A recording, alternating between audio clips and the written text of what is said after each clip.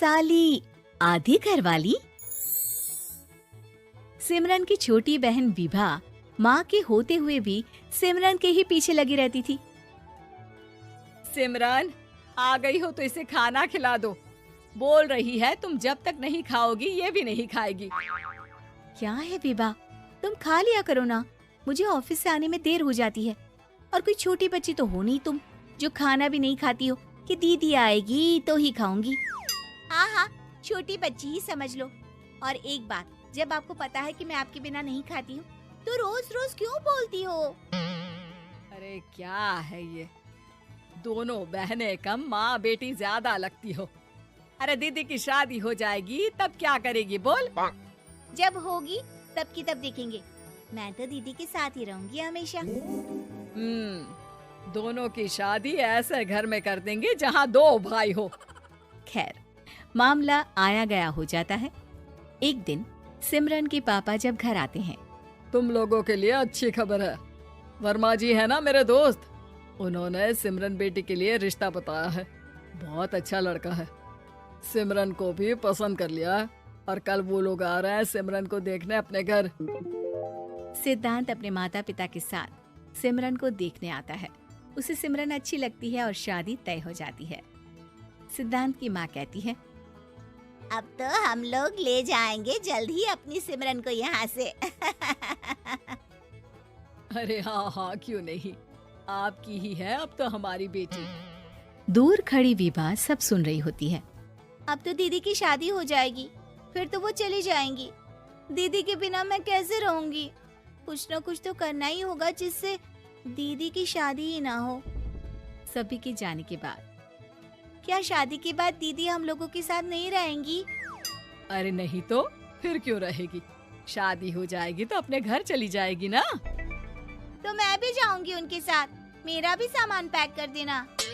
अरे कैसे बात कर रही हो विभा, दीदी के ससुराल छोटी बहन नहीं जाती। हाँ, कभी कभी जाकर मिलाना और रोज फोन पर भी बात कर लेना, ठीक है? नहीं पापा, आप तो जानते हैं मैं दीदी के बिना खाना भी नहीं खाती, ना ही मुझे उनके बिना नींद आती है। सिमरन बहन की बात सुनकर इमोशनल हो जाती है। अगले दिन से विभा खाना खाना छोड़ देती है। लोगों के लाख समझाने के बाद भी विभा ना खाती है ना ही सोती है। अंत में हार मानकर सिमरन सिद्धांत से मिलती है। सिद्धांत, मेरे मम्मी पापा ने बचपन से ही विभा और मुझे साथ रखा। वो मुझसे बहुत जुड़ी है। मुझे उसकी टेंशन रहेगी शादी के बाद, क्योंकि वो मेरे बिना नहीं रह सकती है। अरे ये तो छोटी सी बात है, वो हम लोगों के साथ हमारे घर में रह सकती है। जब उसकी अकल आ जाएगी या वो समझ जाएगी कि तुम्हारा घर वो नहीं बल्कि ये है, तो हम उसे घर छोड़ आएंगे, ठीक है? सिमरन खुश हो जाती है क्योंकि वो यही चाहती थी। वो माँ पिता से बात कर लेती है। अरे कैसी बात कर रही हो सिमरन, भला बेटी के ससुराल में हम छोटी बहन को कैसे भेज दे? जमाना क्या कहेगा? अरे तू पागल हो गया है, मना कर दे। इस शादी में इन लोगों का तो ये चलता ही रहेगा। कभी बहन यहाँ आ रही है, कभी वो बहन के पास जा रही है। अरे शादी हो रही है, कोई मजाक थोड़ी ना हो रहा है ना बाबा ना। माँ कैसी बात कर रही हो? सिमरन से मैं जुड़ाव महसूस कर रहा हूँ और इतनी सी बात के लिए इतनी अच्छी लड़की को कैसे छोड़ सकता हूँ? सिद्धांत की भी जिद होती है कि वो सिर्फ सिमरन से ही शादी करेगा, और होता भी वैसा ही है। सिद्धांत और सिमरन की शादी हो जाती है और दहेज में आ जाती है विभा। शादी के बाद बुआ सास कहती है, अरे माँ ना, साली आधी घर वाली होती है, लेकिन ये क्या, तुम तो उसे घर ही ले आए। तभी चाची कहती है, सिद्धांत को तो हम लोगों ने सीधा समझा था, लेकिन सबसे तेज तो यही निकला। अरे देखो कैसे दहेज तो नहीं लिया, लेकिन साली पर कब्जा कर लिया। सिद्धांत ने इस और तो सोचा ही नहीं था, लोग उन लोगों के बारे में ऐसी भी बात करेंगे। वो वहाँ से चला जाता है और चुपचाप अपने कमरे में लेट जाता है। क्या हुआ सिद्धांत, तुम अचानक से परेशान हो गए, कोई बात है क्या?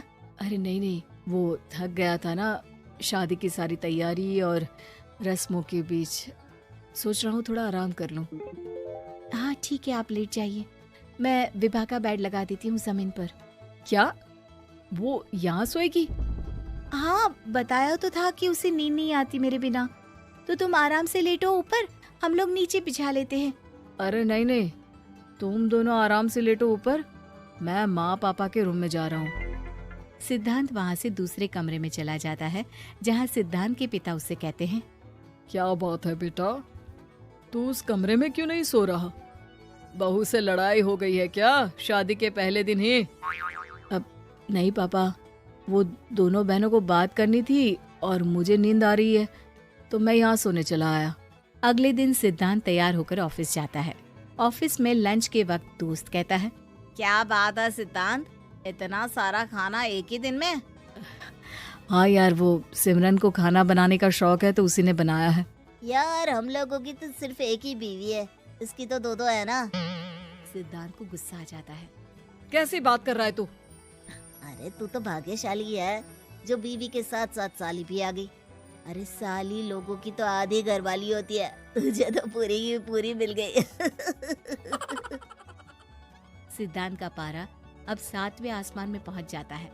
वो खड़ा होकर उस लड़के से लड़ने लगता है। हाँ, मेरी शादी में मेरी बीवी के साथ मेरी साली भी आई है, ये सच है, लेकिन सिर्फ कुछ समय के लिए, क्योंकि उसने सिमरन को बचपन से ही माँ की तरह देखा और यूं अचानक वो सिमरन से अलग नहीं रह सकती थी। इसलिए सोचो, अगर मेरी बीवी उसके लिए माँ का स्थान रखती है तो मेरा दर्जा क्या हुआ? तभी वहाँ बॉस आ जाता है। माफ करना सिद्धांत, यहाँ इस मेंटल लेवल के लोग हैं, जरूरी नहीं साली सिर्फ आधी घरवाली ही हो, कभी वो छोटी बहन तो कभी बेटी भी होती है। वेल डन सिद्धांत। सिद्धांत को अब ऑफिस में कोई कुछ नहीं कहता, लेकिन आस पड़ोस का वो तो वही हाल रहता है। सिद्धांत ऑफिस से घर की ओर आ रहा होता है कि रास्ते में उसे अपनी कॉलोनी का दोस्त मिल जाता है। क्या बात है, चेहरे की चमक बता रही है, शादी से बड़ा खुश है तू, क्यों? हाँ यार, अच्छी लड़की और अच्छा परिवार मिलना कहाँ होता है जल्दी आजकल। यार हमें भी दिला देना ऐसा परिवार जहाँ एक के साथ एक फ्री की स्कीम चल रही हो। सिद्धांत को फिर गुस्सा आ जाता है। वो दोस्त को मारने के लिए हाथ उठाता ही है कि वहाँ विभा आ जाती है। अरे जीजू, रहने दीजिए ना, ये लोग नहीं समझेंगे कि इंसानियत क्या होती है। ये सच है कि दीदी से कैसे दूर रहना, ये मुझे पता नहीं था।